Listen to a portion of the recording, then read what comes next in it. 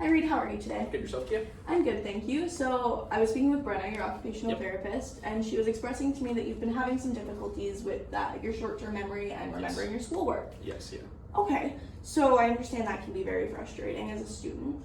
I understand as well that you're currently doing occupational therapy with Brenna to try and work on your memory in other ways. So right now, I'm going to show you some methods that you can use in the meantime to help you remember certain things while you're studying. Okay. So the first method that I have, I understand that you're in biology class, Yes. right? As we know, lots of bones, lots of joints, all the fun stuff. So very often you have to remember kind of structures in their surrounding areas, and so a good way to do that is by making a mnemonic. As you know, there's many bones in the hand, and it's very hard for many people to remember that. So Yes. something they commonly use is the first initial of each letter. Okay. So here I've written out all of the bones in the hand for you. And then looking at that, I want to see, is there anything that you can think of that might help you make some sort of a mnemonic to remember that? Yeah, actually, I've heard one before. I think it's like scared lovers try positions that they can't handle, something like that.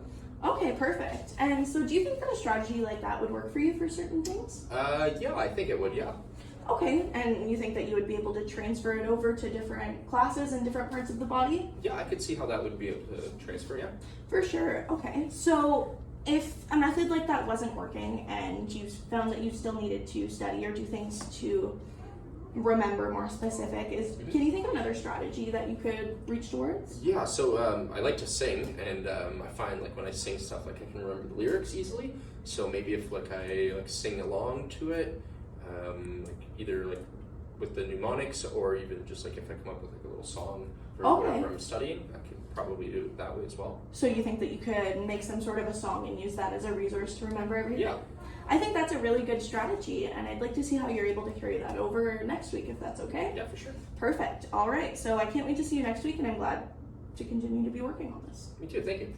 You're welcome. Thanks. So if you find that you can't really make a song or a mnemonic doesn't fit well, another method that you can use is finding things that kind of look the same, whether that be the way the word's written or the letter that they start with, or certain characteristics that make them similar, and group them into categories to remember them. So like for like these two, like trapezoid and trapezium, like the two first letters. Yes, exactly. And so when you're studying and you're writing down the bones in the hands, you can recognize that and realize that you need to have two teeth. Okay, perfect. Yeah, awesome. Perfect. So I think that would also be a really good strategy that could carry over to other aspects of your schoolwork. Awesome, thank you, Tia. You're welcome. Thanks.